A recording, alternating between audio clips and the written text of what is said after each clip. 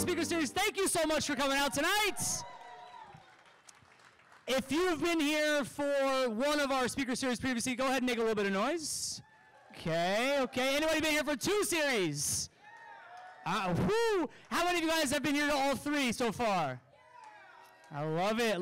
Well, this has been an incredible turnout. As you know, last year we kicked off our very first speaker series amongst the pandemic. We did this virtual, had an incredible turnout virtually, but what was missing was each and every one of you in a room just like this. It has been absolutely incredible watching entrepreneurs step outside before, after, during, network, collaborate, have coffees, and just talk about how this community is going to bounce back at a time when small businesses are looking at each other saying, hey, pandemic kind of hurt a lot of us, but together we can grow. And so at the foundation, being able to create a space like this has been amazing. We've heard your feedback. We're looking forward to bringing it back in 2023. We've heard some of you talk about how marketing needs to be bigger. We're excited to help you with that. Tonight is going to be a little bit special. And it's kind of weird how we did this, but I think entrepreneurs can probably relate. You know, you start your business and you just go, but you kind of need some systems and processes in the place along the way, right? So we have incredible speakers here tonight. They're going to go on a micro level, taking the side hustle to a main hustle, and then we're going to go on a macro level as you kind of grow your business and turn it into something greater. So just a really special night here tonight. For those of you that don't know me, I guess I should introduce myself. I just grabbed the mic on my way in, so first step 1 as an entrepreneur, just do it, right? So just kidding. I'm kidding. Yeah, I just grabbed. Well, I'm Zach Hall. I have the greatest position here. I get to be the president of the foundation, which allows me to work beside all of our board members. If you're a board member of State 48, can you raise your hand a little bit? So we got Nick. So we only have Nick here tonight. That's a lie. Nah. And of course, Nick and Mike, who are co-founders of State 48 as well. Where's Janice at? Janice, are you in the room? Real quick. Janice, Alyssa, will you stand up for me, please? I'd like everyone, if you could just stop and just give these ladies a round of applause for us, if you would. We're going to thank our sponsors in just a second, but there wouldn't be a speaker series without Janice and Alyssa, our incredible board, Mike and Nick, and of course our sponsors. But Alyssa, thank you so much for everything you put into this. Janice, as she takes a sip of her drink, that's right on brand. My girl. Yeah. You deserve that, but thank you guys so much for what you guys have done to allow this space to be created. You know, tonight we want to say again, thank you to OGs. I didn't know much about OGs until last week. We had their founder here, told me their brand story and what they went through and kind of where they're at and where they're growing. We're so incredibly grateful for OGs for being our title sponsor. That's a very special thing, so thank you so much to the folks at OGs. And tonight, it's actually sponsored by Tradition Capital Bank. They're new in the market here. They're excited to kind of plug in. Yet again, it's very special as a foundation to offer value to our sponsors. And so for all you small business owners out there, don't be afraid to sponsor something like this down the road. And remember, next year we're coming for you. So we're here to help you guys grow, but write the check next year, and we'll make you guys a part of this too. And we look forward to seeing these businesses grow, because that means we're creating a community where we can invest in each other and have spaces like this that can help businesses grow. So along those lines, you're probably wondering how we got here tonight. The foundation was created through Mike and Nick, as you know, with State 48 t-shirts. There's all these collaborations. That would be known as B2B. One of our speakers here tonight was one of our B2B, Dr. Radi from Backfit. And, you know, you talk about a brand like that. We've got our collaboration over there, which I think is the Luis Gonzalez collaboration, which is cool. $1 from every collaboration t-shirt sold comes back to our foundation to invest in entrepreneurs like you. So if you have a small business and you're thinking about, hey, how do I tell my brand story? Well, naturally, you can collaborate with State 48, do your really cool t-shirt, have your followers jump on board because they want a really cool shirt that's comfy and makes you look like you actually work out when you don't. That's on me. I'm working on that, though. But it's a really cool brand story, but $1 comes back to programs just like this. So if your brand hasn't done one yet, we're excited to work with you. We've got Chloe in the back of the room. We call her Collab Chloe. She's killing it right now. This has been a banner year. Okay, we can make some noise for Collab Chloe. Okay. But if you've got a small business that's growing, we'd like to invite you to plug in with State 48, do your own collab shirt. She can help you with that as well. As we kind of go through the rest of this year, it's just been great to get people back together again. We'll send out a little save the date, but I'll just drop it now. We've got our annual event, like a celebration of all the work we've done, coming up in November. So I'd like for you guys to kind of be mindful of that. We'd love to have you back out. We'll celebrate each and every one of you. We'll celebrate our work here in the community. And of course, it's kind of like the checkbook. It's not an elephant in the room. It's like the checkbook in the room. We have $25,000 that we're giving away to entrepreneurs in this room and in the rooms previously. So yeah, that's $25,000 is coming out to all of you in some capacity. So after today, you're going to get a survey in your email. We want you to fill it out. We hope you've come to at least 2 to qualify. But when you fill that out, the board is going to get together over the next couple of weeks. We're going to review these, and we're going to be giving out $1,000 to $5,000 grants all the way up to the $25,000 we've raised. And so some of those programs, like last year we had a guy who he bought a Windstream trailer, and he does like a mobile photo booth. Like, what a time to have a mobile photo booth in the middle of a pandemic when events aren't really happening. And yet he was still investing in his business because he believed in his product. And we were able to get him a grant to allow his business to grow and be prepared for a time like this. That's what we're trying to do here. We've heard some incredible entrepreneurship stories each and every week. And that's why we talked about marketing. Bruce, is Bruce here? I think Bruce is here. Bruce was here week 2. Bruce's company has like they're CPAs, they're lawyers, and they're helping entrepreneurs with their finance. And thank you for coming back. Like, we celebrated them on week 2 of finance and law. And yet he's here again tonight investing in each and every one of you. So if you see Bruce, he was a part of week 2. The speakers we have tonight, at the very end, I'm gonna let you know, they're gonna be giving away some stuff too to reinvest in each and every one of you. And that's been pretty special when you have speakers up here that not only wanna share their story, but they wanna give. And I think that's what's cool about small businesses. We all want to give to our community. We want to give to our neighborhood. We want to give to our customers. This 4 weeks has been incredibly inspirational, and that's not going to stop. So while we're here, as I continue on before we bring them up, to the right side over here of the room, we've got some incredible partners of ours. We've got the Better Business Bureau and Power Group over there. We got Startup Grind, and of course, Chicanos por la Casa. We want to say thank you to them for coming out tonight. We're very grateful for them. The reason while they're here is they want to help you with your small business too. And so for them to be here tonight and give up their evening, they're over here waiting for you to come over and say, hey, please help. So make sure you check them out on your way out here this evening. They're here to help you as well. So questions on the grants. We're going to clarify that real quick. The grant funding is available to Arizona-based businesses only. So we'd like for you to be Arizona, but if you're a Delaware or Wyoming or whatever it is you're doing, maybe Bruce is here to help you with that from the tax side. But again, this is Arizona-based businesses only. And if you've been here at least 2 and you haven't received that survey yet, you're going to reach out to foundation@state48.com. So if you've not gotten that survey, that's critical to getting the funds. So make sure you have that. So here's the deal for tonight. If you've been here previously, we've kind of done like a questionnaire. We've had a panel going on. Tonight, we're actually going to change it up a little bit. We're going to go back to last year's format because I think it's going to be really powerful for tonight. Our 2 speakers have prepared their own presentations, and we're going to allow for questions afterwards. So first off, I'm going to give you a little bit about both of our speakers, and then we'll introduce our first. So our second speaker, so I'll introduce him first because it's probably easier for the transition, but we got Dr. Radi. He's the co-founder and current CEO of Backfit Health and Spine.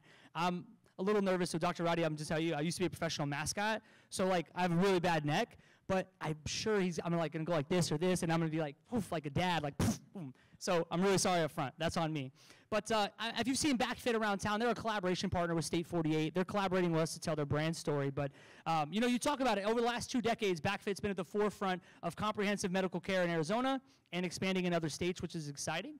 As a result, for his passion for the business of healthcare and his drive, they've positioned themselves as a leader in their field. So let's welcome Dr. Radi. Thank you for being here tonight. And our first speaker, we're going to start on the micro level, and I'm excited because if you're a side hustle person, can you raise your hand?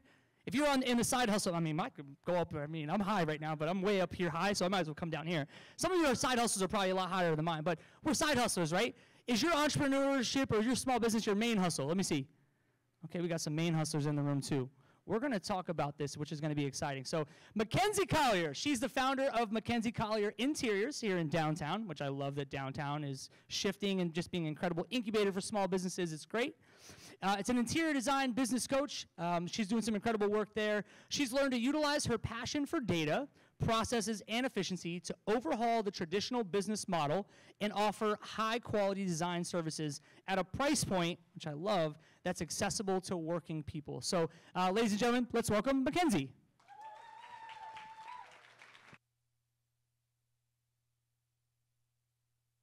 Good. Awesome. All right. Thank you so much, Zach. Can everybody hear me okay? Mic's working? Okay, awesome. Well, like I said, I am Mackenzie Collier, founder of Mackenzie Collier Interiors. I'm so excited to be here tonight. I am a geek for systems and data and processes. I love spreadsheets. I'm going to have a little bit of a presentation over here. It's mainly just pictures because I didn't want you to stare at my face the whole time. So, yeah, so I will go ahead and get started again. And I also apologize if I talk fast. That's who I am as a person. Every time I speak, that's the feedback I get, and I try so hard to slow down, but my brain gets going. So, anyways, I'm Mackenzie Collier, founder of Mackenzie Collier Interiors. We are a full-service commercial and residential interior design firm in downtown Phoenix. Our office is actually at the McKinley Club, which is just up the street on Polk. And we've been in business since 2011, so we've been in business 12 years. We've got a team 10 strong now. If you hang out in downtown Phoenix, are most of you from downtown Phoenix, working in downtown Phoenix? Yeah, some? Okay. Well, cool. If you've spent time downtown, you've probably seen some of our designs. We designed Greenwood Brewing. We designed the now closed DeSoto Central Market, Larder in the Delta, and we also did work on the McKinley Club co-working space where we work. So I'm going to spend the first half of my chat tonight talking about my story of taking my business from being a side hustle to being a full-time business with 10 employees. And then we're going to spend the second half focusing on 3 specific tools that you can use to take your business from, whether it's from a side hustle, whether it's from being your main gig, but you want to scale, all the way to wherever you want your business to go. So, yeah, so I'll start with my story. I graduated right after the 2008 recession. That was my fortune. So I came out of design school, moved from Chicago to Phoenix to be closer to family. And I had never intended to start my business straight out of school. That's a terrible idea. I don't recommend it. But no one was really hiring. So I was going on interviews, not really connecting with any of the businesses that I was interviewing with. Their values didn't necessarily match my values, or maybe their aesthetic didn't really match what I wanted to do. I was coming from downtown Chicago. I love modern design, and there just wasn't a lot of that happening here back then. I had student loans, and so those were coming due. So I went ahead and got a full-time nannying job. So that's how I got myself through both my degrees. I have a degree in psychology and a degree in interior design. So I was a full-time nanny through both of those. So I just was like, well, I'll do that more. So I was doing that full-time. And I had this idea, and this is going to date me, to post an ad on Craigslist. So any older people in there? So at the time, it wasn't creepy. But yeah, so I posted an ad on Craigslist to do some freelance design services while I waited for my full-time design gig to start. And right away, this couple from Gilbert reached out, and they were like, we have, yeah, there's the project right there. They're like, we have this Tuscan house, and we want to take it down to the studs, redo it, make it modern. And so I was so excited, because it was a huge, huge job, but I met with them at a Barnes & Noble, because obviously I didn't have an office or anything. And I was like, hey, just so you know, I don't know what I'm doing. I graduated yesterday. You're probably making a bad decision. But they had a contractor who they really loved and trusted. So they're like, he's going to make sure we don't make any big mistakes. We just want somebody with a young, fresh perspective, so you're in. So I worked on this project for about 2 years, and I learned a lot. I got some good portfolio photos from it at the end. And then when it finished, a lot of their friends started hiring me. So I was then what was he? He was a GI specialist. So all the GI specialists in Gilbert were hiring me to do their houses. So that's what I was doing. But I really wanted to quit. As I got busier, I really wanted to quit nannying, but I was so afraid to take it full time, because at the time, business was inconsistent at best, and I didn't really have my systems or processes in place, so I was forgetting things, making mistakes, and it was really hard to get clients to pay on time. So I didn't really have a contract that helped me with that. So it was just really inconsistent. So it seemed like an impossible task at that point. You want to go to the next slide? Cool. So yeah, the next bit is a little bit personal, but I wanted to bring it into this chat because I think it's important. Systems and processes don't exist in a vacuum for your business, right? They exist in your business so that you can also have a personal life outside of your business. So Any workaholics here? Yeah? Okay. Yeah, that's typically the entrepreneurial spirit, right? When I was starting my business, about the same time, I also fell in love for the first time with a photographer, and she was beautiful and great. And so I thought I had it made. I was building my dream business. I was in love. I was building for our future. My mindset was, I'm going to work really hard right now and hustle so that later we can relax. Her mindset was that I worked too much. I was moody because I was getting emails from clients at all hours. I was never home for dinner on time, and she dumped me. So she dumped me during Millionaire Matchmaker, too, like pause the TV. So I didn't get her back, but in an attempt to, try this work-life balance thing that she was describing, I quit my nannying job, just done. So at that point, it was sink or swim for the business. I did not have a plan B. I had bills coming due. So I really just had to go for it. In hindsight, that was a gift. I'm also happily married now to the best person, so it worked out. But yeah, so that was kind of what shoved me into having my business full-time. And again, I never really intended to start the business. I was looking for a job. So this is me around year 2, looking how I felt. Thanks. So anyways, I was working full-time in design at this point. This is me on my very first commercial job, DeSoto Central Market. Again, I felt like this was way beyond my skill set for my first job, but I got it. So I was working tons of hours, but I noticed after a few months that my revenue had totally plateaued. So I was making the same amount, which was not quite enough to pay my bills every month, month over month. And plus I was doing everything for my business. So I built the website, I was doing sales, networking, all of the client projects, the finance, everything from start to finish was all me. So that was tough, and it was not really what I would wish on anyone. I was working 12 to 15-hour days, 6 days a week. It was a lot. Also, my first year in business, I made $13,000. So that's not really like clappable. So thank you though. It's better than zero, that's true. But yeah, so I was living like I made $13,000 a year. I was eating ramen. I drove this beat up big old burgundy Buick where the driver's door didn't open, like it just wouldn't.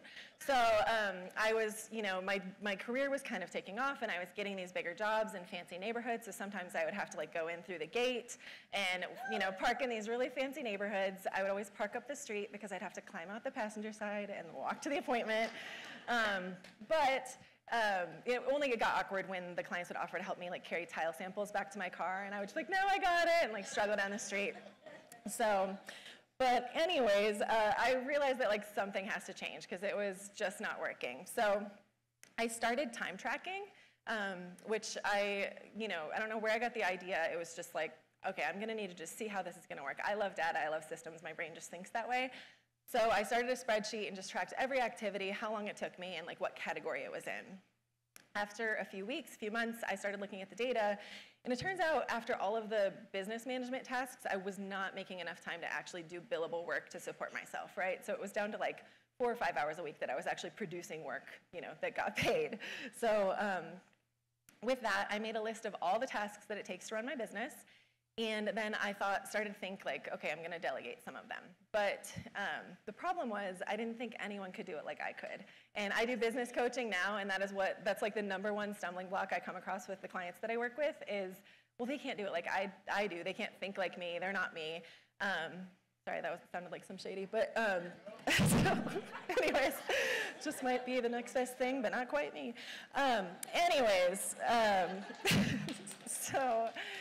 So the way that I decided to break it down was tasks that energize me, I wanted to keep.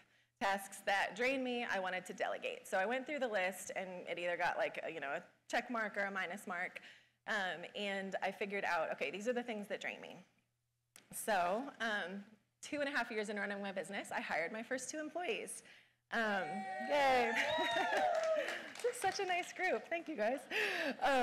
So I hired a business development coordinator on the left there, Katie, and she was amazing because she could answer the phone. She would have these long conversations with potential clients like they were old friends.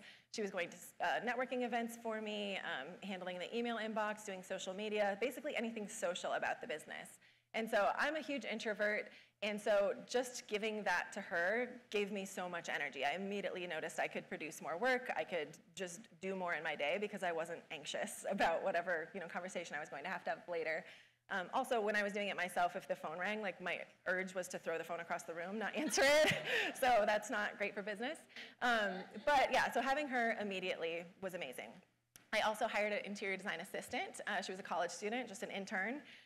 And so she was able to take notes for me in meetings, help me measure, help me run. A big part of being an interior designer is just running from vendor to vendor, picking up samples and dropping them off to contractors and clients. And so that's a ton of running around. So she was able to take all of that off my plate.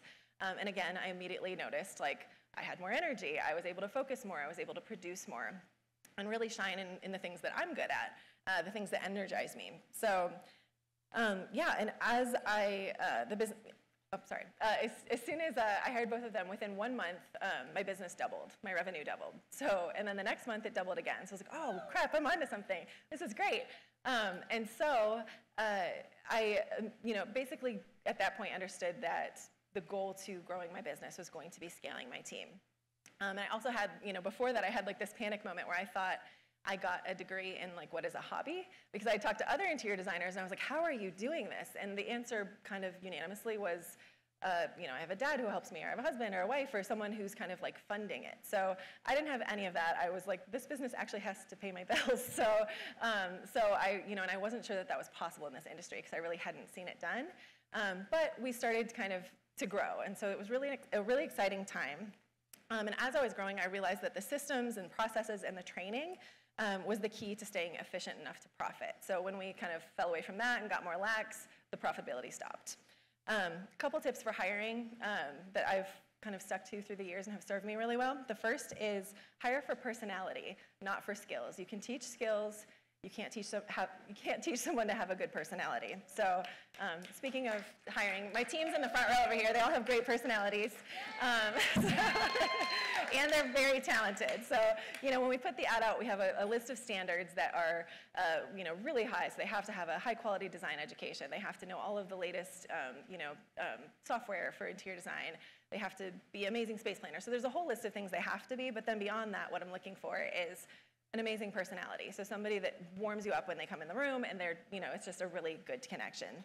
Second thing is if you have 5 equally qualified candidates or 10, hire the one that had to overcome the most obstacles to get to where they are today. So those people have heart, and I will take heart over privilege any day. So always hire the underdog. That's where it's at. We can go to the next slide. Okay, so now we've been in business 11 years, going on 12 soon, and we've completed a bunch of super exciting projects, and we have a lot of impressive stats on our marketing collateral, which is here. I just kind of drug that in. But I did want to point out that these stats can really be misleading. And I know in like an entrepreneurial world, we can get competitive or get jealous or worry about somebody else who's like, oh, they've already got $1 million business. But I wanted to share this little tidbit. The other night I was at the Womack, a little cocktail bar, and this man walked up to me and he introduced himself. He had no idea who I was or what I do for a living, and he introduced himself, his name, and he said, I'm a founder of $1 million business. And I got really excited because I love to talk business, so I was like, cool. I don't really care about that, but because what are we talking? Are we talking $1 million in sales? Is that in 1 year? Is that in all the years you've been in business? What's your margin? That's what I want to know. How much are you actually profiting? Do you carry a lot of debt? Because a lot of people take on a lot of debt to make a lot of money. Do you have employees? If so, how many? How well do you treat them? And like, what good are you doing for the community? Like, those are the questions I have about a business. And so there's a number of indicators of what a healthy business looks like, right? And you can have a very profitable business at $25,000 in revenue or $50,000 in revenue. Or you can have a complete shit show, sorry for the language, at $1 million, right? So I mean, it can go either way. So it's really not about revenue. It's really not about those numbers that people drop in conversations to compete. What's really important is, does your business serve you? Does your business serve your team? Does it serve your clients and your community? That's all that really matters, right? So, magazines. So, yeah, it's great to have awards and press and all this stuff, again, in the same vein. This is like our marketing collateral that we throw out, and I always feel a little uncomfortable with it, just because the press is great, but in my 11 years of running my business, you know, the achievements that really matter to me are a lot less glamorous. So for example, I got really excited because at the beginning of last year, we were finally able to afford to offer health insurance to the team. So everybody on the team can have health insurance if they want it. Just this year, our first, we've always been an all-women team, and now it was 11 years in before someone actually got pregnant. So I was like, so that happened this year. And I was able to offer, you know, 3 months paid maternity leave plus 3 months of part-time remote work so she could be at home with her baby for 6 months. And that's something that I'm really proud of. And we also have an employee who gets to build a house this year for themselves. So things like that are what really fuel me and keep me going. It has absolutely nothing to do with the numbers on my tax return, right? So yeah, okay. So businesses are machines that do something for your community, right? And so whether they do something positive or they do something negative is completely up to the business owner. Anyone can write a list of values on your website, right? Every business has that, right? Here's our values. But what really matters is, do those values show up in your systems, in your processes, and in your daily business decisions? And that's where it really matters. That's where the integrity is. So when I first started, I'm gonna grab some iced tea real quick. Okay. Gotta stay hydrated. Okay, so when I first started, there really wasn't any representation of what queer women in interior design looked like. There weren't any to be found, right? So I didn't really have a model to look up to say like, oh, this is how that looks. But we all kind of know what the interior designer looks like, right? We've seen the interior design influencers, we've seen them on HGTV. They always kind of have the same thing, right? They're drop dead gorgeous. They have a quirky husband, adorable children, a giant house, lots of money, and that's like what an interior designer looks like, right? And that's also what an interior design client typically looks like. So it's just this kind of vacuum of sameness, right? And so what I wanted to do was make space in the interior design world for people who don't fit that mold. So I always swore if I had any success whatsoever, I would spend my time holding the door open for those people to come in after me who don't fit the mold. So I didn't want to design like some trust fund kids' third vacation home, right? So I wanted to design for families who are building a beautiful life for themselves, right? So to do that, I had to keep my business at a specific price point. And to keep my business, to offer high quality design at a lower price point, we had to keep our systems super, super efficient. So that's kind of where my passion for systems and processes came into play. I'm obsessed with like if we can take a half hour off here, take 5 minutes off here, but still keep that same quality. That's what drives me. Because everybody deserves access to great design, I think. It totally improves your quality of life. It should not be something that's just reserved for the rich and famous.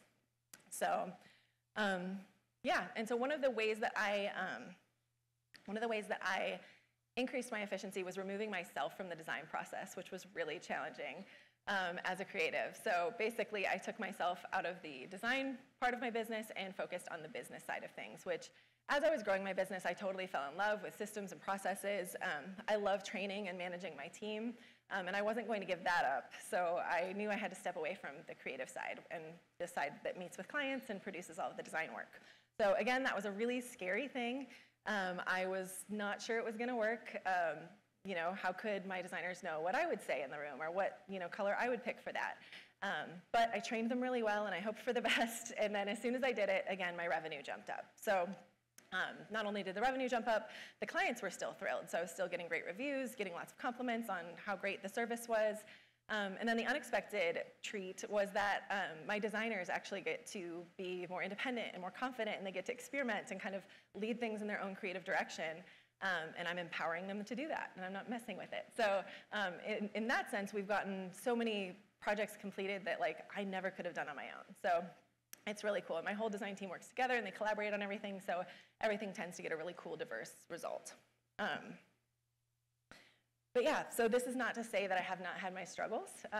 So when I'm doing my business coaching, I always let them know that I've made every single mistake so that they don't have to. I've had everything from tax issues, HR issues, lawsuits, like a frivolous lawsuit from an IKEA photographer, bizarre stuff. So it's the business owner stuff that you would never imagine would be an issue, right? And then it is.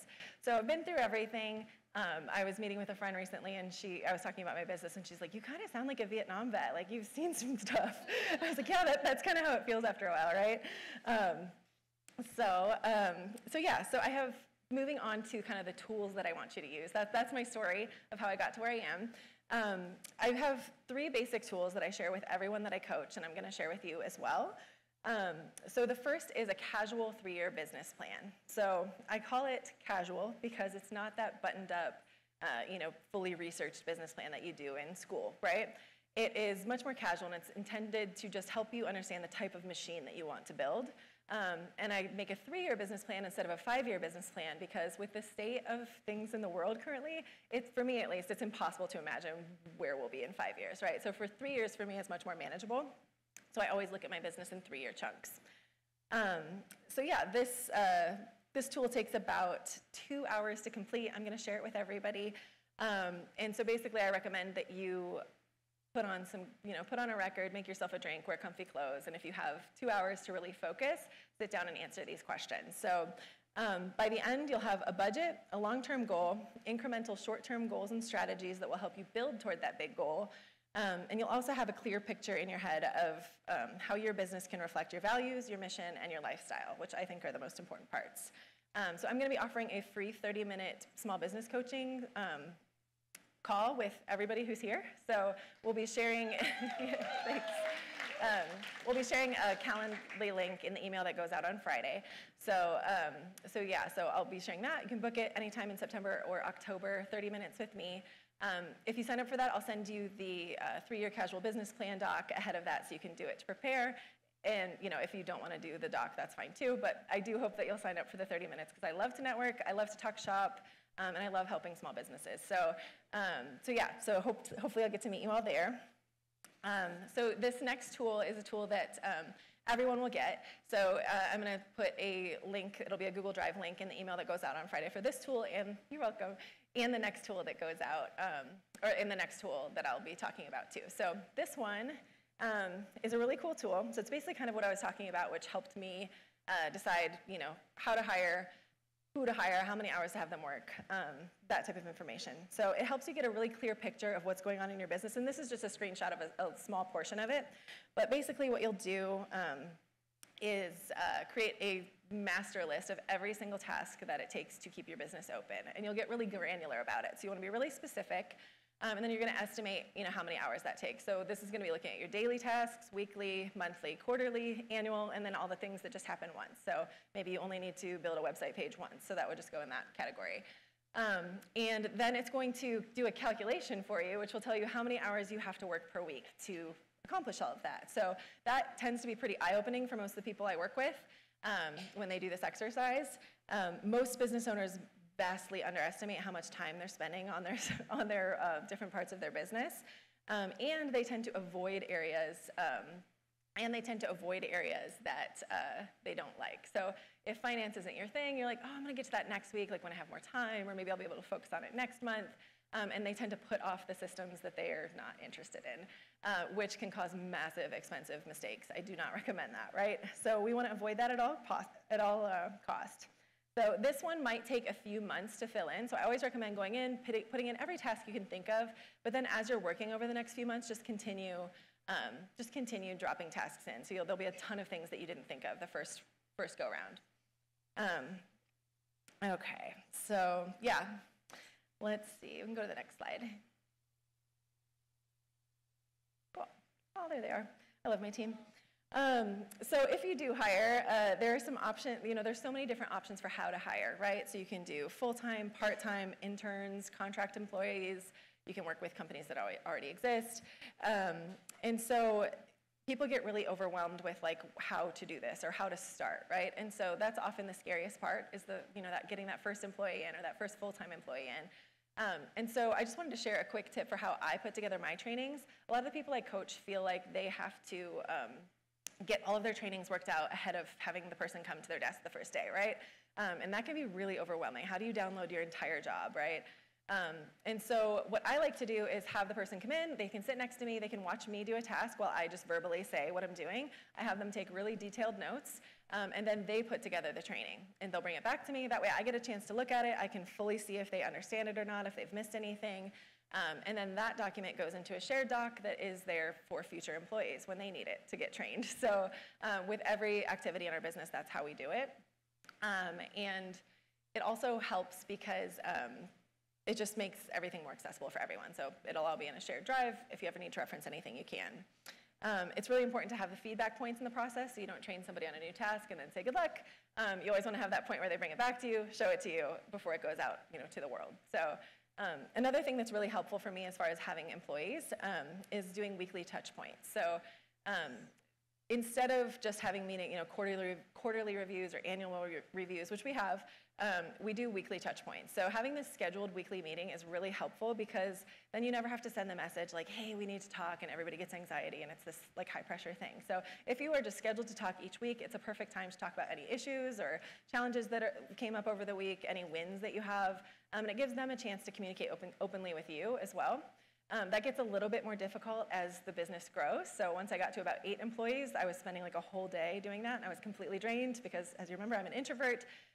So now, we have it split where it's just, I have 2 department meetings, and so everybody gets FaceTime with me each Monday, but it's not one-on-one anymore. But I do have some slots on my calendar. If they want to book them, they can, or if I need to talk to them, I can book them into those slots. So that's how that works. Okay, so this is a sample of one of our workflows. Any workflow fans out there? Yeah, okay, it's my passion. So there's probably a million different processes or tasks in your business that you do over and over again, right? And you do them the same every time, or at least you should.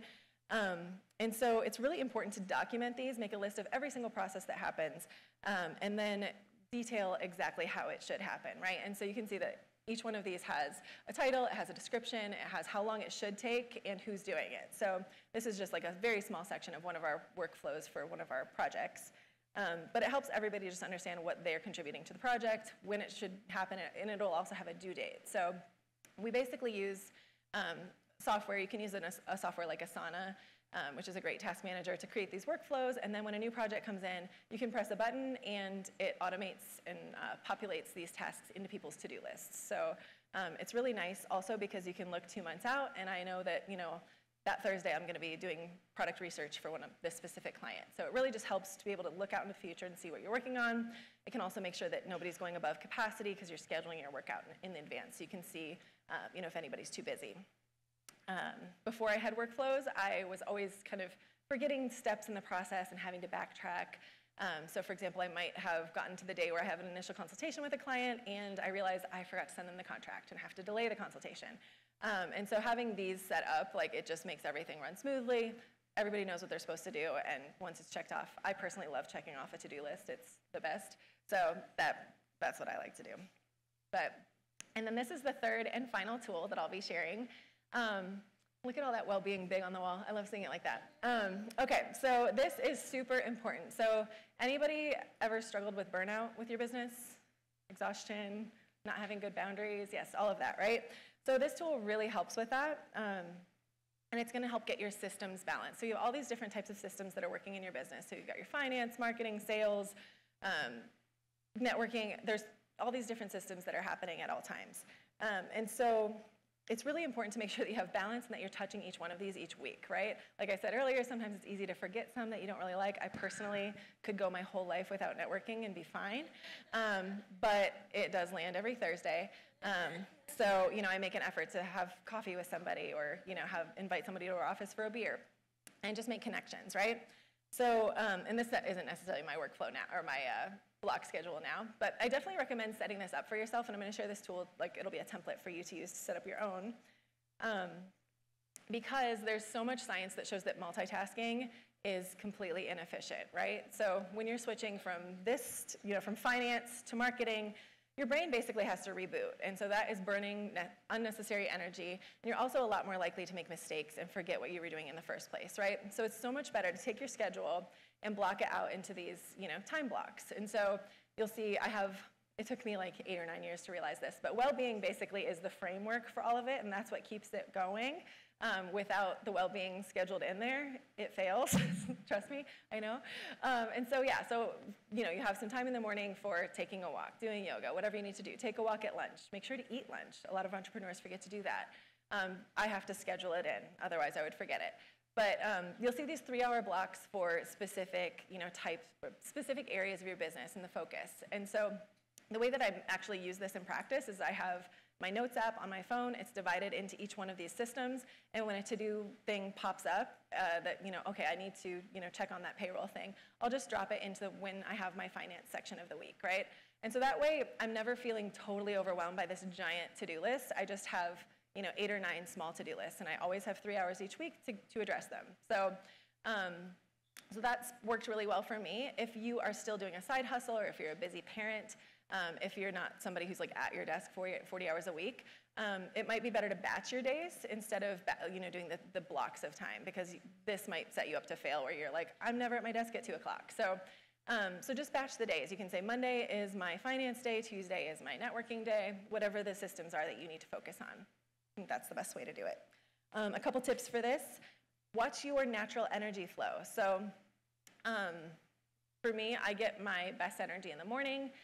So I love to be social in the morning. I can do high energy tasks in the morning. So I try to stack those tasks in the morning. In the afternoon, I'm kind of sleepy. So that's when I'm just like checking email and doing the more mundane things. So, the things that don't require as much mental energy. So kind of scheduling this block schedule to match your natural energy will set you up to succeed. Second, you'll see that 4 o'clock category that I have. It's called whack-a-mole, because as a business owner, things are always popping up, right? And you have to, so with that, you always want to make sure that you've got that, because if you don't have that, you will derail, right? And so, because things are going to pop up all day, every day, so I just set aside 1 hour a day where that is what I'm focused on, is whatever popped up that day. So it's like the adventure time. And so another good tip is to put these, if you're starting the system and you haven't done it before, put reminders into your calendar to like remind you when to switch energy. And then also have the discipline to put it down. It's really hard to put something down when you're not completely done with it, but that's the whole system, right? Is that you'll have next week, or you'll have next Thursday, or whenever it is, to pick it back up again.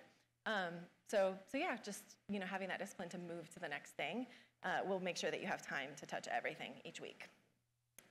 Last thing, yeah, that I already mentioned batching, so we're good there. Okay, so a few key takeaways with systems and processes. Whether you're working solo or growing your team, balancing your systems and defining your processes is going to be your key to working efficiently and growing your profit. So just a lot of people kind of don't take that time to really define what it is that you're doing and how you're doing it.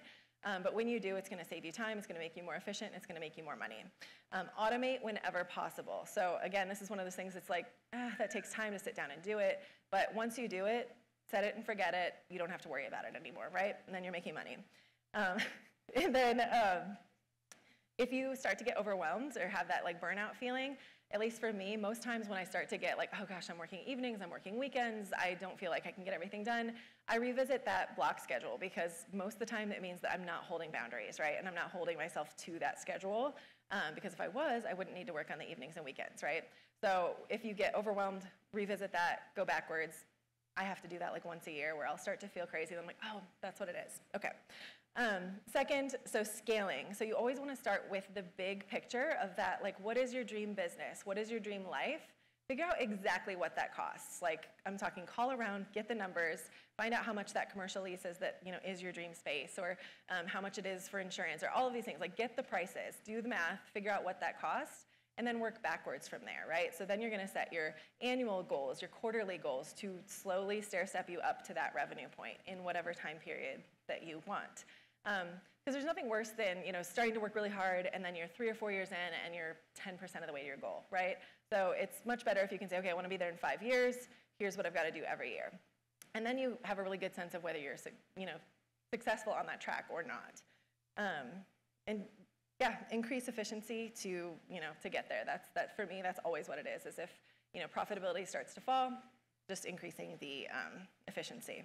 So thank you guys so much for having me. I'm really, thank you. Thanks.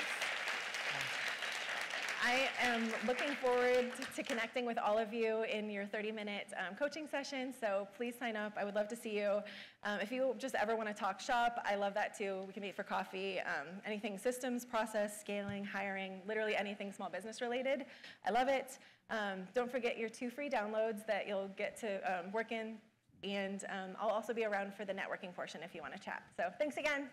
Awesome. Thank you so much. High five. Thank you very much. You know, as we're kind of coming through this, we're going to do like a quick little 2-minute. If you need to use the restroom, there's, again, a restroom in the back there. You know, what's really special about this is, again, you see the 9 to 5 schedule that was put up. I think as a whole, that's like the idea of, like, this is the idea. I'm going to have this break time. I'm going to go to lunch at noon. And so much of my growth this last year coming out of the pandemic, I feel like, was identifying balance. You know, you look at during the pandemic, how much time we maybe played Call of Duty or during your workday, or you binge watched a show. I spent so much time with my dogs and my wife that I don't really get to do anymore. But now I'm back in the office. And I also feel like my problem currently is I'm so grateful that we're back together that anybody else feel like they're saying yes to everything just because they're like, I just want to say yes and go see my friends again? Like, that is something that I'm truly being affected by right now. And I know that I need to kind of reset, because that 2 years was a long time to be able to do things like this. So, you know, part of that balance, and I'll admit my struggles currently is that, you know, I try to say I'm going to go to the gym every day at 7, and I'm like, oh, I got a call, and then I'm going to let that call go long, and then I'm like, oh, I'm not going to do that one thing. I know, Mike, I'm trying. There's no gains right now. But that's something that I'm trying to prioritize, because when I saw that she put well-being as a functional part of her day, anybody relate that well-being is probably the one thing that's taking a back seat right now? It's okay, you can put them up. Listen, if you look around the room right now, like, I'm looking at each and every one of you raising your hands. I'm struggling with well-being too in my balance. But this is a community now that I'm gonna lean into each of you, and I hope that you lean into me, and as you come up with the best practice, that's what this space is all about. So we're all struggling to do these things because we wanna have success, we wanna pay our bills, and we wanna grow our business, but those processes are really important.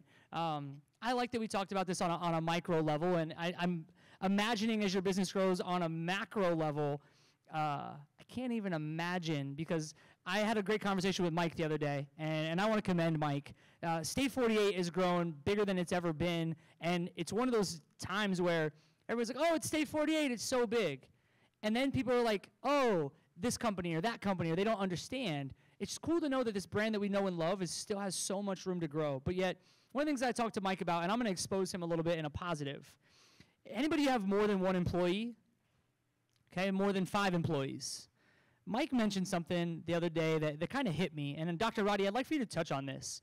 When you become a leader of people, you're not only leading a business, you're a therapist, you're a life coach, you're a well-being coach, you're a supporter, you're a disciplinary. That is a lot of hats, because you genuinely care more than your product. You're caring about the people. So I'd like to, you know, Dr. Radi, as you kind of talked to, that's something that I just can't even imagine. So without further ado, now that you guys have gone potty break, I'd like to welcome Dr. Radi.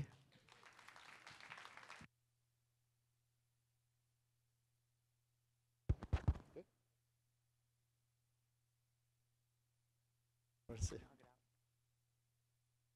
All right. You must have known the beginning of my lecture, because I was talking about people, processes, and product.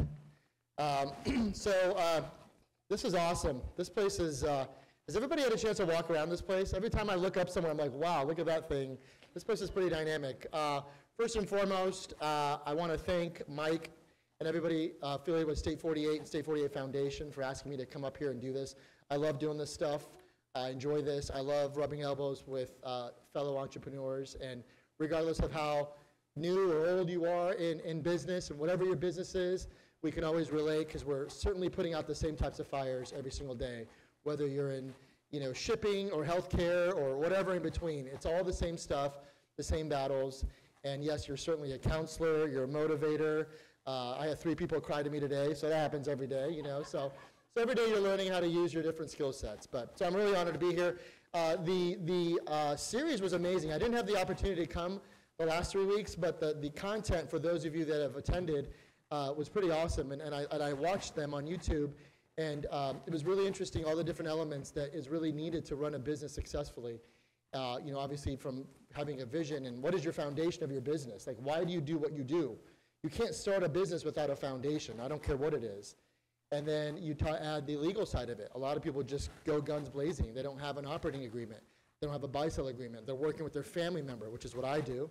That's very difficult. They're working with a partner that they thought they knew because they've known each other since grade school, and that goes awry. So the legal side and the financial side is extremely important. So getting that set up. And of course, marketing. You could have a killer product, but if nobody knows about it, what's the point of your product? Marketing, and I wish I could have been here last week, the marketing side is incredible, and it's very, very important that you have a good sense of that. So they've asked me to come here and talk about processes, and I'll tell you in my field, and I'll talk about my company in a minute, I'm a healthcare provider, and physicians, you all go to physicians, you go to doctors, you rely on them to help you with your ailments, give you the correct prescription, do the correct surgeries, you hope, and take care of you. And doctors, you may or may not know, are notoriously some of the worst business owners on this planet. I will put all of you against any physician and tell you you're probably doing a better job than they are. They just don't know that they're doing a bad job because they're a doctor. They've got initials before their name or after their name, which is completely irrelevant for running a business. So I'm not sure why they asked me to come up here because you don't want to learn from me, but it has opened up a lot of doors for me in coaching and mentoring other physicians because we don't have all the answers. I certainly have made plenty of mistakes, but I have helped and coached a lot of physicians on how to run their businesses and how to run their practices. And we always say, and in any business applies, it's working in your practice and working on your practice are two different things. And you have to do that at the right time. You can't be with a patient doing what you're doing, diagnosing, assessing, treating, and thinking about, holy crap, can we make payroll this week? Oh my God, I don't know if I can do that. Or you can't be writing a check for a utility bill thinking about, did you give Mrs. Jones the right prescription? So that's a big problem a lot of physicians have. But anyway, nonetheless, I'm happy to be here. It's exciting. And just going into what we were just segueing in, there's 3 Ps, and you may have heard of them. People, processes, and products. Raise your hand if you've heard that before. People, processes, and products, okay? And they have to be in that order. And we'll talk about the people, because I'm a big believer of the people. We'll get into it, but I'll probably say it over and over again. We've been around for 20 years. We have over 300 employees. We have employees with us since the first day. That never happens. So for 20 years, we've had employees, and that's something that we're really proud of. And so you have to really focus on these processes. How do you make it more efficient? How do you yield the same or more results with fewer steps? That's a process. How do you oil the machine? That's what a process is. It's a machine that's ever evolving. And the scary part is, if it's in your goal, how do you scale? That's really scary. How do you go from 1 location to 10 locations? Or how do you grow your business? How do you take on 5 clients per month and now you want to scale to 10 clients per month? Scaling in any capacity in life is very difficult. Does anybody have kids here? Raise your hand if you have kids. A lot of you. Anybody have more than 1 child? Raise your hand. How challenging was that scale, going from 1 to 2? That was a nightmare. I mean, that's hard to do. Not to equate raising kids to a business, but although they're very expensive, the stat came out yesterday that a kid from 0 to 17 costs you about $300,000. I think we spend that in a year with our girls. I don't know. They're very expensive. But scaling in general, you have to be prepared for it, and it may not be something that's in your vision board. It may not be, but we're going to talk about how to do that and how we did that as a company. Optimizing business processes can help you avoid mistakes and delays and improving cost effectiveness. And we've done a lot of that certainly with Backfit. So Backfit. Backfit is a family-owned and operated healthcare facility. We started the company in 2002, my sister and I, both chiropractors. And we came out of school, did our residencies, and we decided we don't want to work for anybody else. We want to figure this out on our own. We had no idea, never ran a business. And we basically told our mom, who was a banker at the time, said, hey, quit your job, come work for us. We need somebody to answer the phones, schedule people, I guess. They got to come in to see us, handle the insurance, all those things that we had no idea about. And then we got to work. And we made a lot of mistakes. We didn't have operating agreements. We didn't have a buy-sell agreement. I'm working with my family. Why do I need a buy-sell agreement? You need a buy-sell agreement with family. We didn't know what we didn't know. And we just, got going. We just figured this is the way we got to do, and we're going to make it work. And we're proud to say now, after 20 years, we celebrated our 20th anniversary just a few months ago, which was really fun. We did a collaboration with State 48. That was awesome. And Mike was at I think you were at our anniversary event, right? Yeah, you were there. It was awesome. We are now in Arizona. We have 10 locations. We also own and operate a few surgical centers where we do a lot of interventional and regenerative medicine, and we're in 2 other states as well. So we're growing as a company, and that's been really a byproduct of the people and the processes. We know the product. We're always fine-tuning the product, but without the people and the processes, I certainly wouldn't be here talking to you guys today. So we're very proud of that. And like I said, one of the biggest statistics I like to share with people is in 20 years, I can't tell you, probably 24 people at least have been there since the beginning. So that's a lot to say about that, which is pretty cool. So inefficient processes will stifle your growth. Being comfortable with your processes will stifle your growth. You have a process in place, you're like, well, this is the way we do it. This is the way we've always done it. And I hate that answer, because I always ask my staff, why do we do it this way? Well, this is the way we've always done it. I'm like, who cares? Like, let's figure out a better way to do it, because we're going to have to test it in some way, in some capacity. Well, that just got really loud. This thing is really weird. I feel like I'm like Bobby Brown with this thing on over here. Anyway, let's see here. Evolution of processes. The processes have to be fluid. Today, we spent 3 hours changing our entire billing process. After 20 years, you figured, we got this down, we know how to bill medical insurance, and we know that process. We spent 3 hours changing something because we had to pivot something that was becoming a problem for us. So we collaborated with our team, and we sat down, and for 3 hours, we worked on some ideas, and we changed a process that we were doing on yesterday. So we changed it completely today. And that's kind of, that's a little nerve-wracking. So you must think, you must relate, and respond differently. What I tell my team all the time, if we're doing the same thing in 1 year that we are today, we're doing something wrong from a process standpoint. That means we've disregarded what we're doing. That means we haven't, gotten the screwdriver out and tightened the process. We haven't oiled steps to make them more efficient to give us better results. Now, changing for the sake of change is not a good idea. Changing for the sake of creating efficiency, and if that efficiency results in our field, we want to have better outcomes for our patients. That's number one. Better outcomes for our patients, the money will follow, but we have to have better outcome for our patients. We have to provide better service for our patients and whatnot. So you have to be willing to evolve your processes and not be so in love with them that you're like, this is the way we've always done it. We're not going to change it, because that's definitely not a good answer. So, and then they have to be tested. Whose business was tested just a couple years ago because of a pandemic? Raise your hand, right? Who was tested in that? It was, who would have known? Who could have prepared for that? We didn't budget and plan 2020, and the quarter four of 19 is when we do our budgets and planning. Nobody said, oh, let's talk about this pandemic that's going to shut down the world. Let's figure out how we're going to pivot and do that. We had no idea. And sure enough, our processes were tested, right? Because the things we were doing, nobody was going to doctors unless you're going to the emergency room. Some of our elective procedures, we had to stop, so how do we do that? How do we maintain our staff? How do we keep our staff? How do we pay rent? How do we do this? How do we do that?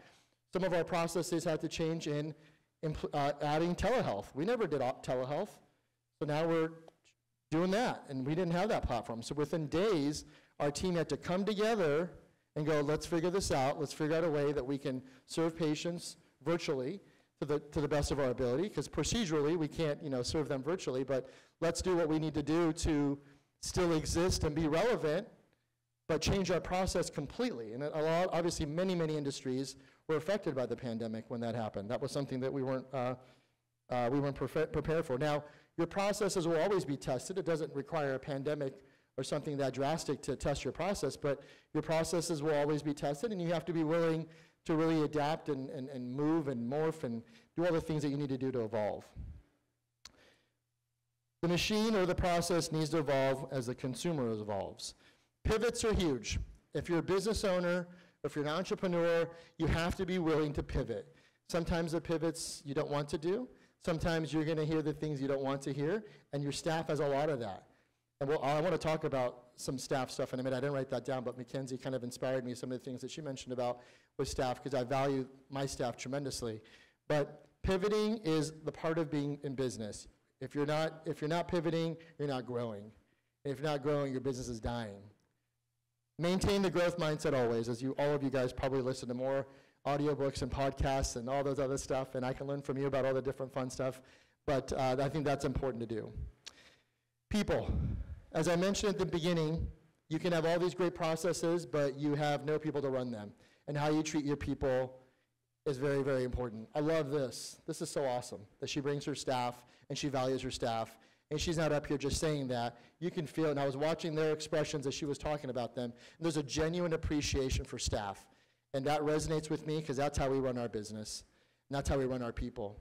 A lot of entrepreneurs will treat their staff very well at the beginning because you need them. And then once you start making some money, oh, whatever. He doesn't matter. He doesn't matter. And that's the biggest mistake you can make. You have to treat your people well. You have to treat your people with gratitude, always. And it starts with, how you start your foundation and what are your core values in hiring? Do your employees know what your core values are? Do they align? And especially in this climate, in healthcare, hiring people, for us, even physicians, is extremely difficult right now. It's very, very hard to find people that truly actually want to come back to work and work. So it's interesting. It's very difficult, and our HR department is always pulling their hair out. And you can't stop treating your employees well, like I said, when you start tasting some success. That's when you should put your foot down a little bit more, put the gas on that, and improve company culture, improve company morale, do things charitable with your team, genuinely. Take the time off, close the office for a day or your business for a half a day, and go donate your time at a charity. There's plenty of those out there. I think that means a lot. It brings you together, and that really helps fuel the culture of every company. I think culture could be a whole other topic up here. Maybe for next year they can talk about that. So now you have processes, you have things in place, you've learned. Now what do? How do you ensure processes are working efficiently? We live on org charts, and I wish I would have submitted a sample of one, and I didn't do that. Org charts are huge for us. And organizational charts are really how we exist and how we get stuff done.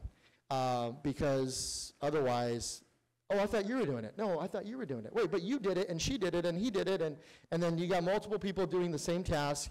You got nobody doing a task, and it's not organized. So organizational charts, that process for us is very important.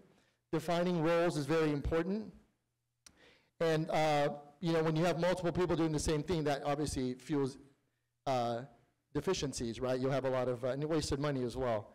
So we collaborate a lot with our team. We have several hundred employees, like I said. So there's different teams that collaborate weekly. There's teams that meet daily.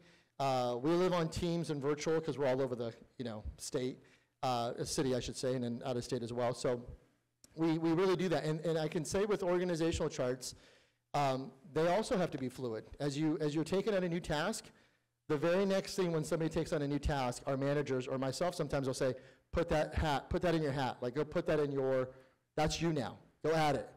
So you can't just delegate something to somebody and not have a process where you're indicating who's going to be doing that moving forward. And that needs to be transparent within an organization so you know who's doing what. And that's why org charts, I think, are vital. And there's millions of ways you can do that, and I'd be happy to talk to anybody about that afterwards. Collaboration is key. Like I said today, we spent almost over 3 hours collaborating. We have whiteboard sessions. We're kind of old school. We like to have a big whiteboard in our conference room when we start to write down problems. And we write down, what are we doing this for? What is our end result that we're trying to get? And we kind of reverse engineer solutions. It's easy to identify problems. We all are around certain people, probably more than we like, that just constantly bring problems to us. And I'm a big stickler on that. People will come to my door and they go, do you have a minute? I'm like, oh boy, here we go. I just want to say no, but I do have a minute, but I've told my staff, I have a minute for you if what you're coming to me with, you have thought about some processes that we can fix. Whatever you're going to tell me is like a 911 fire right now. So when I hear, do you have a minute? My cortisol levels go up. I'm like, oh boy, here we go. So they all kind of know that now when they come to me about stuff. So we whiteboard, we collaborate. I like to make my team part of the solution. Me and my managers or executive, we can't stand up and say, this is what we're doing, this is how we're doing it, take it or leave it, this is what you got to start doing. No. Do we have ideas of what we think is best? We sure do. But I want to involve them in that process of finding a solution for the problem. I want to guide them. I want to guide them so they're part of it. So when that solution doesn't work, they don't come back to me or some of our managers and say, I knew this wasn't going to work. I told you it wasn't going to work. Versus, hey, this didn't work. We did this together. It didn't work. It's okay. Let's reconvene and find out what we need to do to solve this problem. So collaboration and having that process with your team and that open door policy, I think, is vital. Stepping out of your comfort zone. Do you know what your competitors are doing? Do you have competitors? Do you know you have competitors? Most certainly everybody in this room has some level of competitors. Do you know what they're doing and how they're doing them? Have you reached out to find out what their processes are? Why reinvent the wheel? Why not just make it better and find out what other people are doing? That's a big thing for me. I collaborate with a lot of other physicians and physician groups to find out what they're doing. And I have no problem sharing what I do with them at all. No problem at all. I figure the more people that are doing it correctly, the more we're all going to win. And in our field, the patient wins. And that's kind of what we always focus on. So knowing who your competitors are, getting out of your comfort zone, and asking what they do, and obviously staying humble and sharing your processes with them. And sometimes it just doesn't work. Like, you fail. And that's okay. Entrepreneurs are very hard on themselves. And you're working 80 hours a week, 8 days a week, and you're hard on yourself. And failing is okay. Failing backwards is not okay. That means you're making the same mistake over again, expecting a different result. Failing forward is key. I've failed forward a million times, and I pray to God I continue to fail forward, because that's the only way you grow. But we have to have that mindset that it's not the world is falling apart, it's I just grew. And that's a mindset. It's simple. We think about it, we hear it, we read it, we hear podcasts, we listen to audio, whatever, and then we go, yeah, that's true. You know, that's really as simple as that, because we're hard on ourselves, because we're crazy, we're entrepreneurs. You can't be normal if you're an entrepreneur. We're all wired differently, that's for sure. So that is, getting out of your comfort zone. How does a leader react to when processes fail? How does your team, when you have a process you put in place and it fails, how does your team see you in your reaction of those things? You're the tone setter. As a leader, as the entrepreneur, you're the tone setter. If you're freaking out, or you're throwing stuff, or you're not very respectful to your employees, that's not a good thing. So you have to be very composed and really make sure that you're understanding that you're setting the tone. The way you react to bad situations, the way you react to good situations is very important for your team to really understand who you are genuinely, I feel. Involve your team in the birth of new processes, as I mentioned. Make them part of the solution. You'll have better outcomes with open dialogue if there's collaboration. And sometimes entrepreneurs with processes can be very stubborn. This is the way we're doing it. Because I went to a weekend seminar and I learned it, and this is why we're doing it. And you come back on a Monday, you're all gung-ho, and you're like, we're changing everything, you know? Involving them, I can't stress that enough. Involving them in the solution, you're gonna have better long-term outcomes. So scaling, another topic I've been asked to talk about is scaling. We obviously have scaled. I was in practice for about 11 years 11 years, and stepped out. When I was just finishing my 11th year of practice, we had 4 clinics, and I didn't have that block schedule Mackenzie showed with you. I was doing everything all the time, and that was the wrong way of doing it. I was multitasking. I totally agree, the wrong way of doing it. And everybody was telling me, you gotta get out of practice, you gotta get out. We need you here, we need you here. So I finally said, okay, I'm gonna step out of practice. Within the first 18 months, we grew to 4 additional locations. So we doubled in size within the year.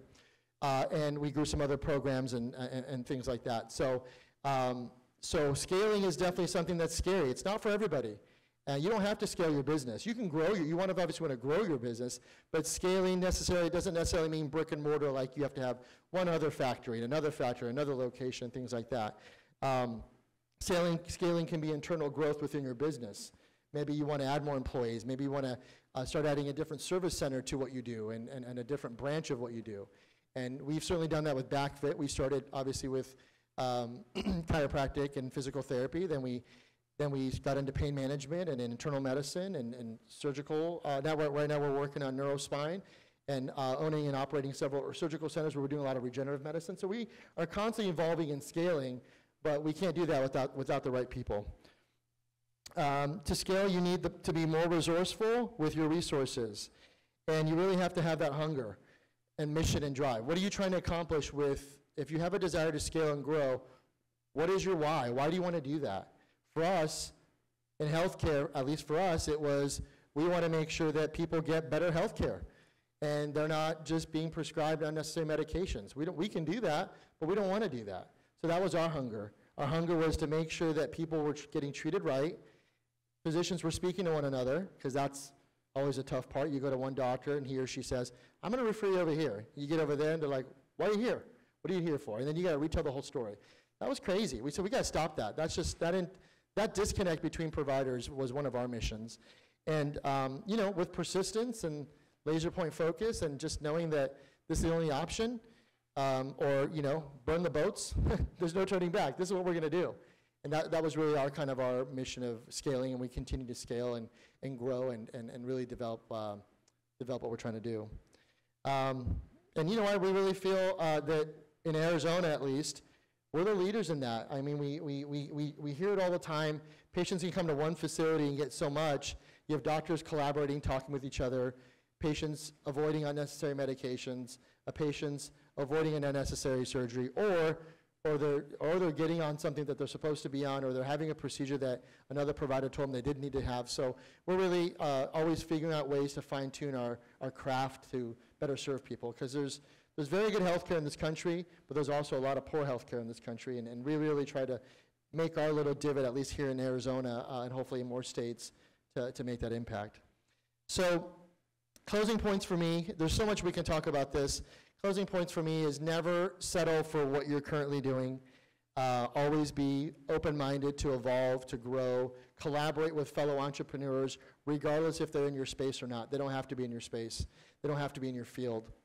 Always tune up, make it better, keep your eye on the results in mind, figure out what the end result needs to be, and enjoy it, because it's supposed to be fun. So, thank you.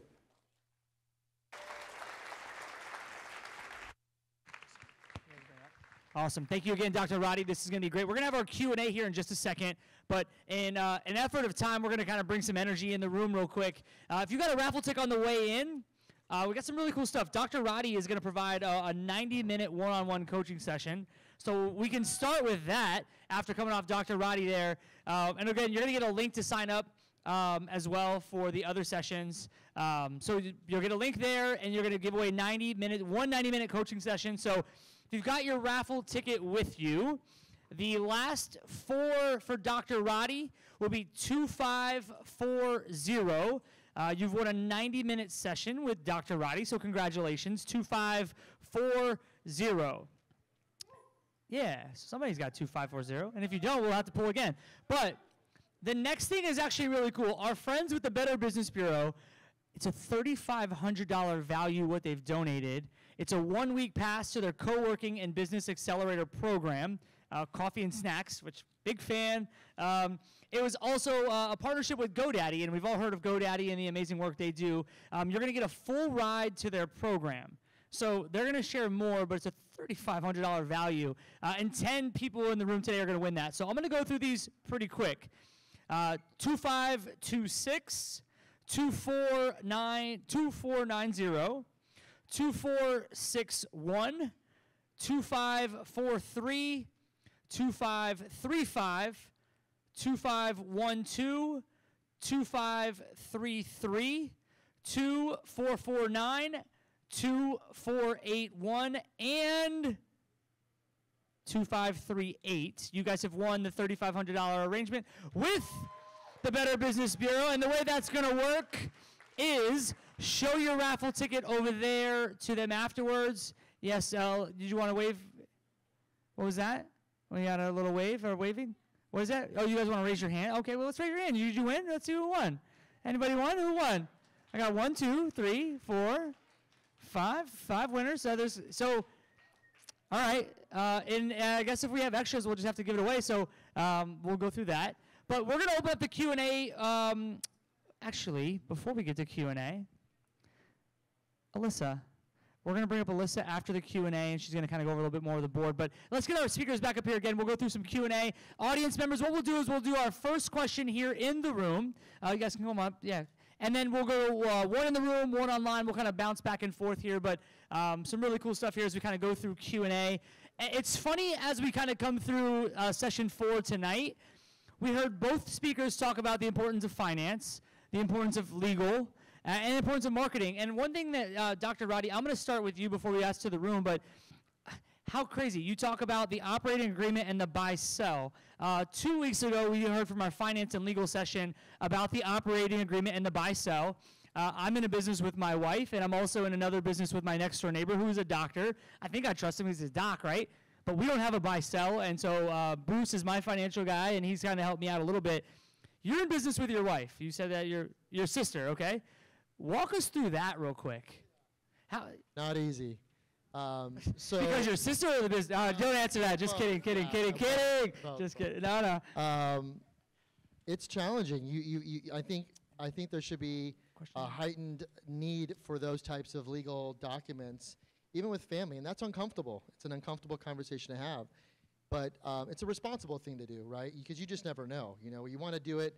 It's not about, her earning more, me earning more, anything like that. It's just about what ifs, and the what ifs are the things you have to kind of prepare for, and you certainly don't think about that when you're setting up your businesses. So it was my mom, my sister, and I. So you got to trust your mom, right? She's your mom, and then your sister. So having that, I still remember that. I remember the attorney that did that for us years ago, and it was kind of like, we're sitting around going, why do we need to do this? We're related. But, things happen, and, I can't say the last 20 years have always been, rainbows and unicorns the whole time. It's very challenging because you feel like you're pulling more weight or they're pulling more weight and things like that. So thankfully, we've never had to, act on it or whatnot. Well, we actually did. My mom passed a year and a half ago, so that was something that had to be in place because you just don't know. And so if we didn't have some of these documents in place, it would have made some of the shares that needed to be reabsorbed and all that stuff much more challenging. So you just can't expect everything, and I think it's just really smart to get all that stuff done correctly the first time. Hi, I'm Dakota. I had a question about, both of you mentioned how important people are to your companies and everything that you're trying to build. So I recently hired a couple of people, which was really amazing for me. But I kind of waited until I was burnt out and had way too many clients to feel like I could finally hire people. So what was your process like when you said you finally hired people to help you? And did you get a loan to help you to do that, or what was your process? What industry are you in? Social media. Awesome. So no, I've actually I made it 11 years before I actually had access to any capital. That's something like most women businesses have access to that. I think we pick up like 2% world, right? So and don't that. But yeah, so no, there wasn't. Really was just I continued to live exactly as modestly as I ever had, and any profit that came from the business back into the business. I would save, and when I would have a couple months up, then I was starting to feel that push of being really busy. So yeah, there we are. Hey, okay. Yeah, I'll start again. But no, so yeah, I didn't have access to any loans or anything like that. So I had sought them out, hoping that would be a solution. It wasn't. So no, it really was just continuing to live really modestly, and any profit that I did make, I just reinvested right back into the business. I would wait until I had 2-3 months of expenses saved up, and that's when I would hire again. And I noticed every single time I'd have this anxiety about hiring of like, oh, I'm not gonna be able to pay them. What if I have to, lay them off right after I hire them? But every single time when they started producing and contributing, the whole ship would rise. So yeah, it never didn't work. It's just that kind of leap of faith that you have to go for it. But did that answer your question? Okay. Cool. So again, if you have a question in the room, can you raise your hand real quick? I'll have Tim and our guests here. We have one here in the back. Awesome. I know Mike had a question, or Mike or Nick did too. So let's go over here first. Let's go, Mike, you're going to go last tonight for the first time in 4 weeks. Better Business Bureau, we'll go over there. Thank you. Mackenzie, a big time fan as of today. Thanks. I'm also a creative. I do graphic design, and I actually am dealing with a similar struggle of letting go as I got promoted. So I'm doing less creative stuff. And I thought because I'm doing less creative stuff at work, I would have more energy to do it in my free time, but I feel like I'm so drained after all my new responsibilities are taken care of And I was wondering if you also had to deal with that and how you coped with it or overcame that. Yeah, that's definitely totally relatable. As you know, I gave up the creative part of producing interior design work. I definitely had to. Well, the first step was not trying to step into every project and be like, have you thought about green? And inject myself into other people's projects. So that was the first step, was learning to create that separation. And I had to do that by creating, by having creative things outside of work. So little passion projects, just, whatever I'm excited about. I personally love to travel. I love hiking, adventure. So I kind of would pour myself into those things instead. And just kind of redirecting that creative energy into like the vision for the business. So into strategy, that's kind of, I think, where it all landed, was now I'm just like obsessed with thinking about the way that it's going to work out or how we could do something differently. And so for me, I think the creativity now is creativity in business instead of specifically in interior design. Did you have anything to add? No? Okay. All right. Did that answer your question? Okay, great. Thank you to know. Tim, you had a question on the left side of the room? Let's see if this mic's working. Okay. Hey, so Mackenzie, you mentioned earlier, like, you have a coach. So I was wondering, what was the process that you went through to find your coach, right? Because you'll never see the back of your head, right? So having a coach is like super important. And then what's the most that you've invested in having a coach? Yeah, so I really lucked out. I did like a quick Google search, and through my co-working space, they had like a social media post that just linked to this business coach, and she was based out of New York City. But I just like sent an email. I was like, I don't know anything, what do business coaches do? And so I sent her an email, and this has now been probably 5 or 6 years. I've been working with the same coach. She's in New York City. She's super tenacious. She holds me to everything. We meet once a week in a group setting, which is really nice. So it's other business owners in the group, which helps with the cost. So I think it's like $400 a month, and it's 4 one-hour practices, which I love. The group's owner's up if you are interested. But I love it because, like you said, you can't see the back of your head, right? And so she has a ton of experience, and my favorite thing is if you don't meet whatever goal you set the week prior, you have to sing in front of the group. And for me, shame is a big motivator. So that works for me. So I will do literally anything to not sing in front of the group. And she picks the song. So it's been really great for me. I love it because I'll go in feeling super overwhelmed and stressed, and I always come out like knowing what to do and feeling more confident. So it helps a lot. I think it's a very good investment.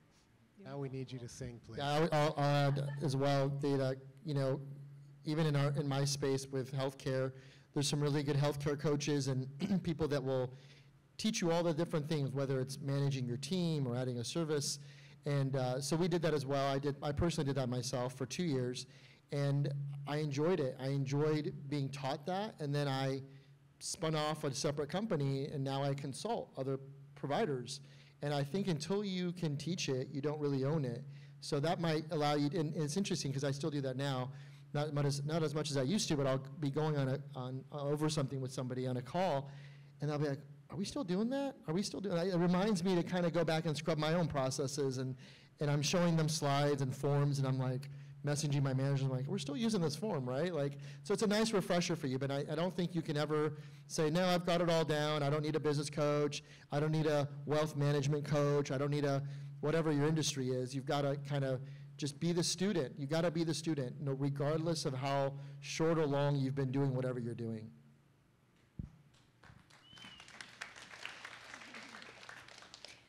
Dr. Radi, you mentioned that you just updated your process for, I think it was billing or something like that.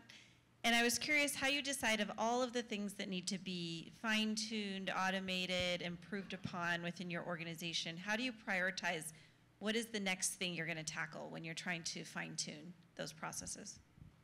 That's a really good question, because that's difficult, prioritizing, because you feel like everything needs immediate attention. So I didn't talk about this, and I'm glad you brought it up. We kind of throw things in buckets. Like we code them different buckets as far as high priority, moderate priority, low priority. So if things can evolve from a low priority to a high priority. So we've had this situation, not to get in too much detail, we've had this situation with billing that was kind of a moderate priority for about 8 months. And recently it's become a bigger issue. So we decided we really need to start to investigate this it becomes kind of a, a big fire, So I think just prioritizing it. I mean, obviously as an entrepreneur, as a business owner, I want it done before I even ask for it, Doesn't always work that way, but so we have a system where we have weekly boost meetings with our team, our executive team, and we prioritize different things. People will bring up different things. We'll go put it on, and this bucket, this bucket, this bucket. Prioritize what's important, and we start tackling those. We have timelines of when we need things done.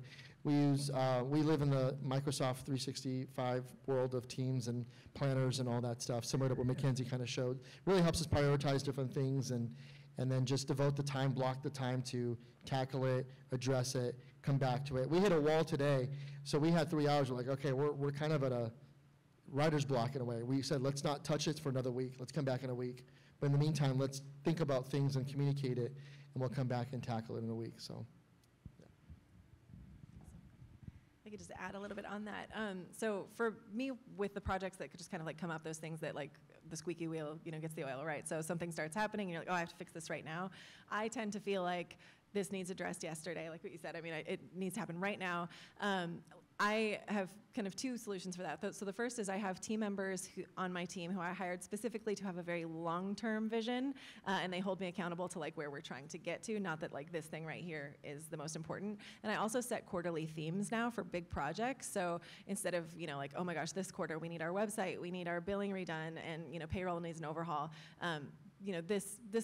this quarter is specifically we are doing the website. Next quarter, I'll focus on the next thing. And so I try to just break it up that way, which is really hard and unnatural for me, but it just helps keep the balance. I just want to say I appreciate both of you guys. So much value tonight. Also, I don't have any employees right now, so I'm trying to decide when do I go to VA versus a part-time versus a full-time employee.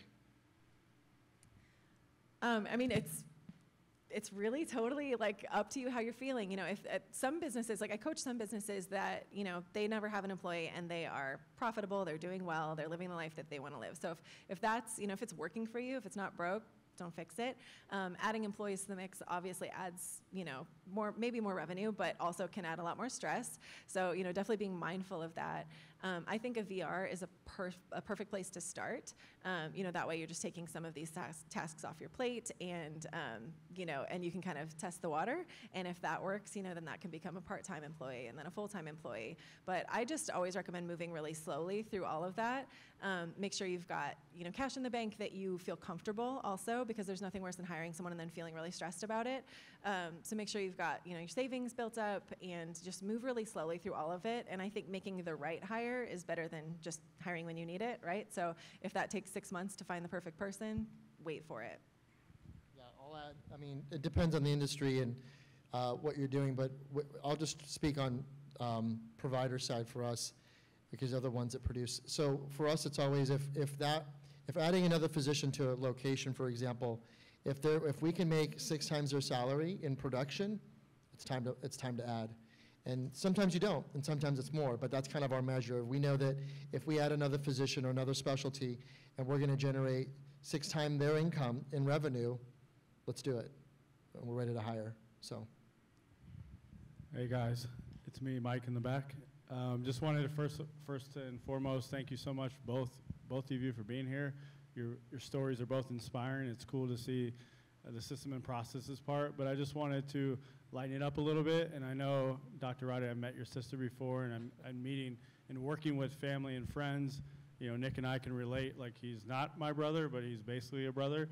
We can all like share stories about all the hard times. Can you both share a story, a juicy story about some challenging times working with friends and family? Just to also emphasize to audience that it is super hard to have those honest conversations with loved ones, even though you have the same respect and you love each other, but like it's really hard to work together in business. So I'd love to hear your guys' stories on working with friends and family. Oh man, how much time do we have? I can't even, I mean, there's so much. I mean, my sister and I, for those of you, I know some of you guys have met my sister, we are completely different, not in a bad way, completely different. So we bring different aspects of running this business to the business. I love her to death, but if it was up to her, we'd still be in our 1,200 square foot office off of Ray and Dobson in Anderson Springs. She did not have the growth mindset. She didn't want to grow it because she just thought it would be more work, and we got to do this and we got to do that, and I was just ready to like tear the walls down. So we make a good team, right? We have different strengths and different weaknesses.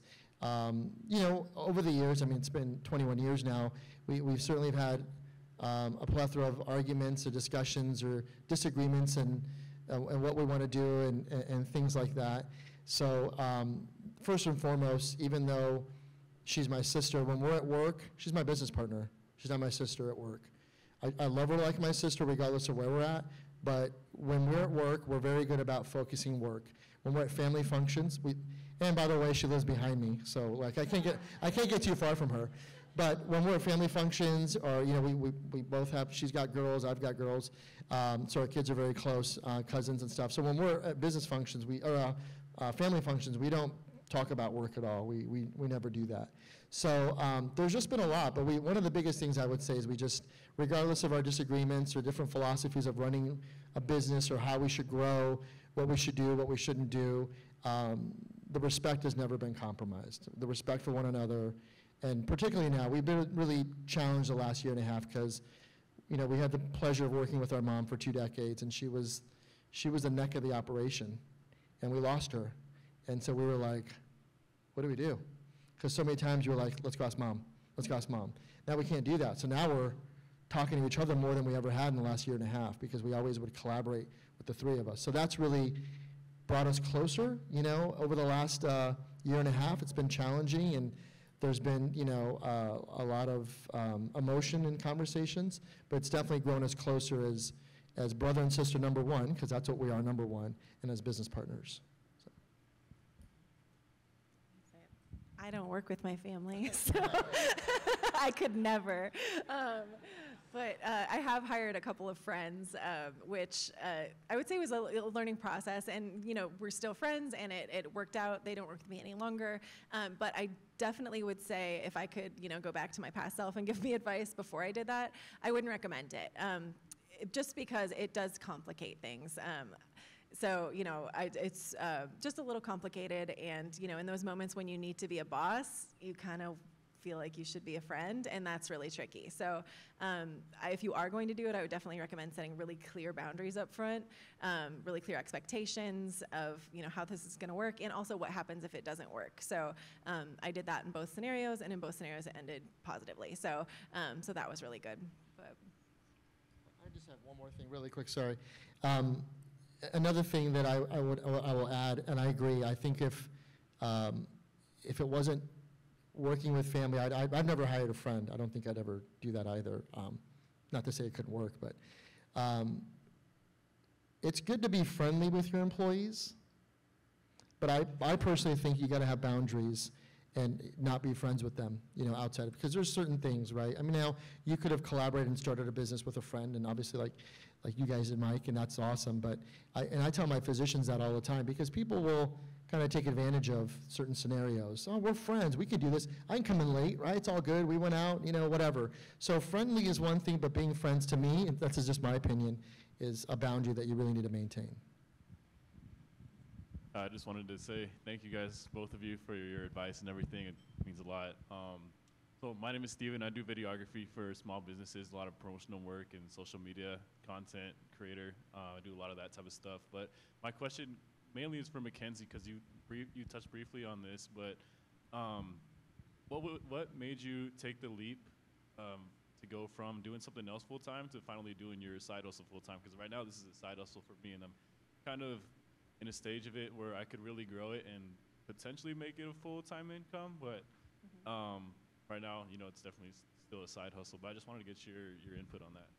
Yeah, for me, at that point, it was the energy shift between the two worlds was really challenging for me. So I, you know, was a nanny during the day, you know, having little dance parties with toddlers and changing diapers, and then immediately after work, I would have to go into like professional mode, you know, and then, you know, go on design appointments, and it kind of worked to my advantage in that I think my design clients were under the impression that I was a very busy interior designer, because I never revealed that I was a nanny. I was like, oh, I'm booked up till 2 weeks from Thursday.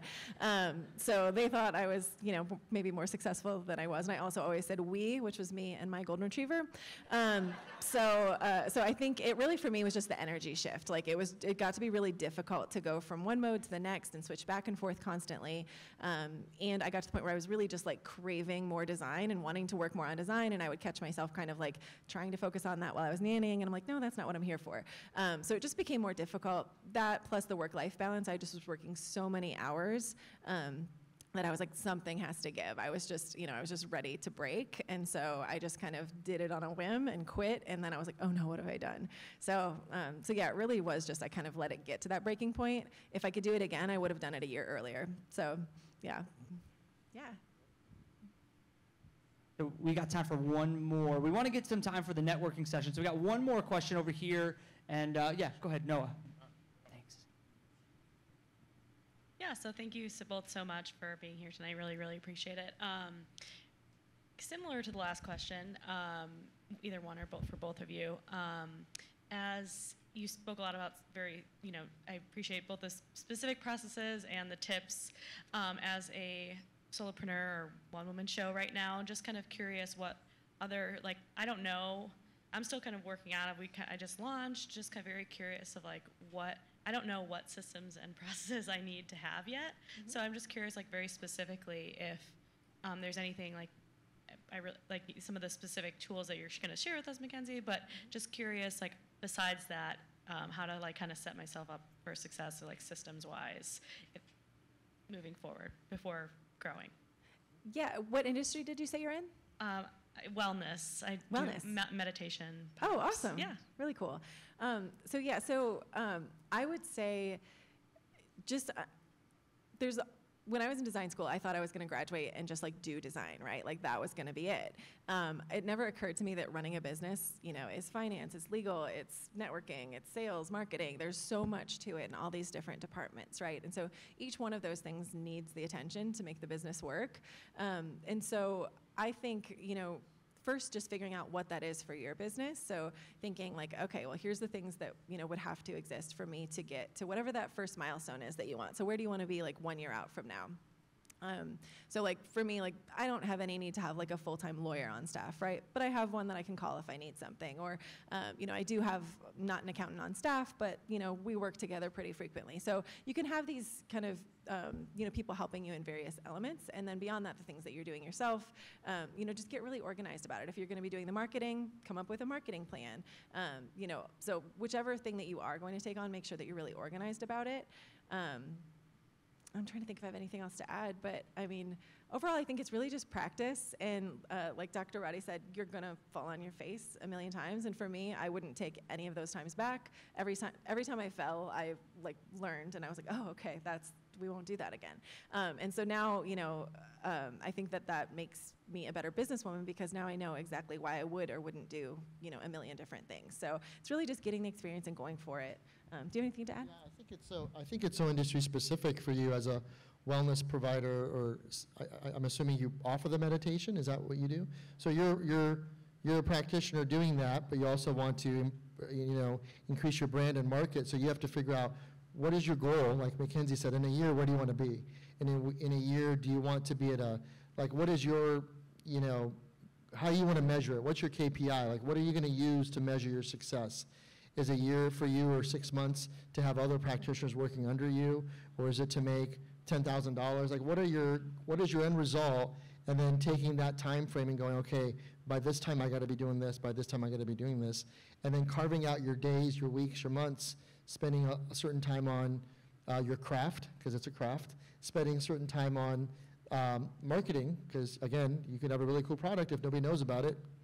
You have a really cool product that just you know about. So figuring out what that is, and because that's only what's going to grow is, and right now with, social and digital media, it's not like you have to go stand on a corner and hold a sign that you're offering meditation. You could really kind of scale that way. And that right there, not to get too specific in your field, but your field is blown up right now. It's blowing up right now, so. Well, let's get a big round of applause for both of our panelists here tonight.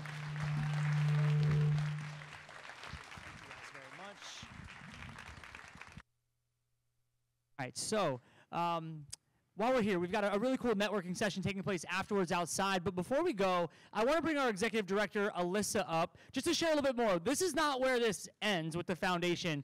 This is a year-long thing. We got all kinds of programming taking place. We want to invite you guys to be a part of it. So if you can give a big round of applause for our executive director, Alyssa. Yeah, hi everyone. I just wanted to take a few minutes to say a couple words here. I mean, first thing is that as an entrepreneur-born organization, we are so focused on investing in entrepreneurs in Arizona. That's providing you with different support, whether that's resources, access to funding, access to information. So thank you so much for being here, for investing in yourself, and being part of this program. That's going to be a signature program each year. We'll continue to grow this. This year, $25,000 in grant funding. That's going to get bigger and better every single year. So first of all, I just want you to applaud yourself for investing in yourself and for being here tonight. You know, one thing as well is we're really focused on collaboration and building a community of collaborative, innovative business owners and Arizona entrepreneurs. So as part of that too, you know, the surveys we sent out, I read every single one. I so appreciate your feedback. It has been overwhelmingly positive. And I just want you to know we take your word into account, and that's how we build our programming each year. So please continue to tell us what it is that you want and what you need as an entrepreneur, and we're here listening and developing our programming and pivoting just as we need to every single year. So I also just really wanted to say thank you to Walter. This is Walter Studios. Walter has multiple venues. They've got Walter Warehouse. They have their community impact side of things, Walter Hive. This is their first ever entrepreneur event. They really believed in us for putting this together, and it was the founder's vision and a vision come true. So I just want to say thank you so much to the Walter staff. We've got a couple of staff members up here. We've got Sarah Anderson over here. So thank you. This has been truly, truly amazing. This is only our second year of this program, so to see it grow into what it is, I am absolutely stoked. I also, you know, on the whole collaborative thing, you know, we understand as an entrepreneur, you don't need just one resource. There's so many resources in Arizona for you to be able to reach out to, so each week that's why we've brought all of these different organizations in. We've got 3 here this week. We've had 13 total. These are free resources for you to be able to help you grow your business, provide mentorship, get information, webinars, all of that. So please take advantage. We'll also recap that in our email on Friday for all of the different organizations that have been here. So please take advantage of that. One more quick shout out I wanted to give is I know we have a couple of grant winners in here from last year. So if you want to stand up real quick. Did I leave? Melanie, Tim, I saw you in here. There he is. Awesome. It's been really great to see their journey as they continue to grow.Ey're coming back each year, and you know we want to continue to provide those resources. So last thing is, if you want to partner, you want to volunteer with us, please come talk to me, talk to any of our board members, send us an email. It's just foundation@state48.com. And last plug, I think Zach already talked about, we got our annual fundraiser. That's going to be in November at the Chandler Museum, so we'll send an email out, and we'd love to see you there. So thank you so much for being here. All right, so before we go into the networking session, like I said before, it's been an incredible 4 weeks. We actually have 3 weeks of speakers here. Week 1, Mike Spangenberg, our CEO, he was a speaker in week 1. He's here. We've got Bruce here from our financial series, so if you missed that, he's here. From our marketing series, we have Nick. Nick didn't speak, but if you really want to know why this brand is cool, it's not really Mike. Oh, you spoke in the first week? Oh, I've missed you. My fault. I just always... That's the creatives always get forgotten. Isn't that the way it goes? So, but no, Nicholas, we appreciate you. Mike, thank you for believing in this. But again, they're going to be hanging out for a little bit to network a little bit. Thank you guys. Again, fill out your surveys. The grant stuff's coming. We hope to see our annual event and plug back in. But thanks again. Round of applause for each one of you. Thank you so much.